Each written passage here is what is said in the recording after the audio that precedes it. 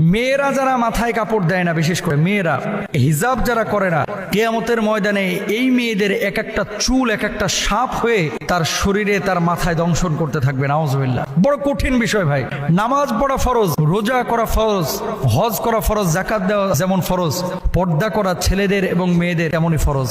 মনে রাখবেন আল্লাহ তাআলা বলেছেন ওয়ালিয়াদরিবনা বিখুমরিহিন্না আলা জুয়ুবিহিন, মেয়েরা এমন একটা পোশাক মাথা থেকে পা পর্যন্ত ঝুলিয়ে দিবে যাতে করে তার শারীরিক আকার আকৃতি অবয়ব বোঝা না যায়। আজকে সামান্য একটু ফ্যাশন করার জন্য, নিজেকে জাহের করার জন্য, প্রেজেন্ট করার জন্য, মানুষের সামনে আমার সিল্কি চুলগুলোকে প্রকাশ করার জন্য আজকে আপনি যে পর্দার খেলাফ কাজটা করতেছেন, এই সিল্কি চুলগুলোই কিয়ামতের ময়দানে এক একটা আসল ভাইপারের মতো আক্রমণাত্মক হয়ে যাবে। এই চুলগুলো আপনাকে মাথার উপরে দংশন করবে। কেন আমরা বুঝি না।